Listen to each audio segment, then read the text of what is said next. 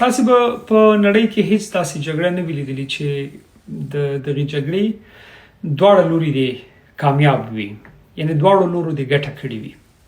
مثلا که تاسو د نړۍ هغه ټولې جګړې وګورئ یا انساني تاریخ مطالعه کړئ، څومره جګړې چې شوې دي حتما یو لوری کامیاب دی، یو پکې ناکام شوی.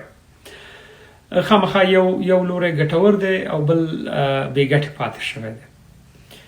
مګر لومړنۍ او یوازینۍ جګړه چې تاسو لیدلې وي هغه د پاکستان او د طالبانو جګړه و چې دواړو لورو پکې ګټه کړې ده. او زه درته اوس مثال نه وایم. تاسو پوهیږئ چې د طالبانو په تړاو عمومي نظر دا و چې طالبان د پاکستان لاسپوڅي دي، پاکستان یې ملاتړ کړی دی، د پاکستان په پیسو یې جګړه کړې ده، د پاکستان ورته ځایونه ورکړي وو، په کوټه کې شورا وه، په وزیرستان کې شورا وه، په پیښور کې شورا وه. د پاکستاني جنرالانو مرکې به تاسو اورېدلي چې ویلي دي ملا عمر دوی راپورته که وسلې ورکړي، جګړې پرې وکړي او تر واک ورسول. او کله چې د پاکستان د آی مشر افغانستان ته لاړ، ولته د چای پیاله پورته کوله، نو دې مسلې خو د پاکستان رنګ بیخي ډېر زیات بد او ټولې دنیا ته دا معلومه شو چې طالبان پاکستان واک ته رسولی دي. او د افغانستان په داخل کې هم دا نظر بیخي ډېر زیات غښتلی و. د افغانستان فرد دا فکر کاوه چې طالبان د پاکستان لاسپوڅي دي او پاکستان قدرت ته ورسول. دغه مسلې دواړو خواو ته تاوان لاره. له یو اړخه پاکستان په نړیوال سټیج ډیر بدنام او ټولو او هند هم د لابي کولو ویلي چې پاکستان ترهګري او وسلوالي ډلې تمویلي پیسې ورته ورکوي، امکانات ورته ورکوي او جګړې ته هڅوي. او طالبان ښه مثال دا د پاکستان لپاره د بدنامۍ یو خبره و په نړیوال سټیج. دا اوس هم تاسو کې څومره د نړیوالو ټینګ ټانکونو همدارنګه د ځینې ریپورټونو مسئله دا اوس تاسو ګوګل کې سرچ کړئ نو پاکستان د تروریزم د سپورټر هیواد په توګه یادېږي.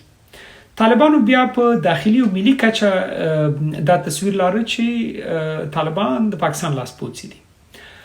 د پاکستان بریدونه په افغانستان او د طالبانو سره د ډیورنډ پر کرښه کړکېچ طالبانو ته دا ګټه وکړله چې په داخلي کچه پر دوی لګېدلی هغه داغ چې دوی ګواکې پاکستان قدرت ته رسولي او د پاکستان لاسپوڅي دي هغه پاک.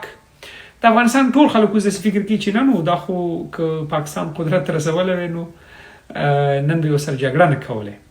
دا یو اړخ په دې کې طالبانو ګټه کړې ده او طالبان په هغه وین وین سچویشن کې دي.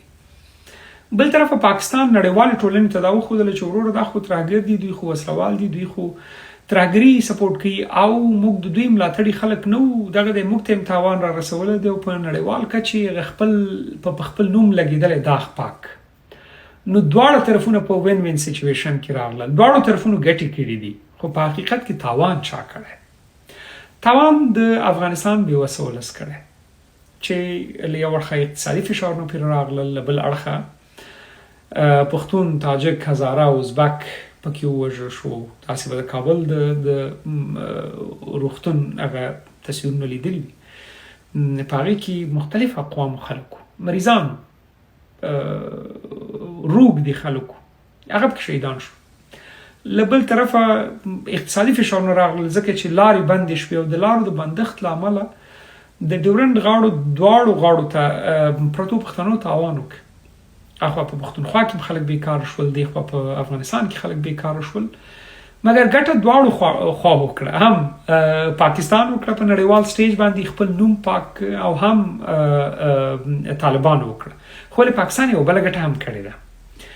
بله ګټه یې دا ده چې تاسو به د نواز شریف خبرې اورېدلي. نواز شریف ویلي و چې زما د حکومت تر ټولو لویه لاسته راوړنه دا وه چې د افغانستان ملي اردو مې وپاشله. د ډاکټر نجیب الله د حکومت ملي اردو یې ښودله، چا مې وپاشله، تس نس مې کړه.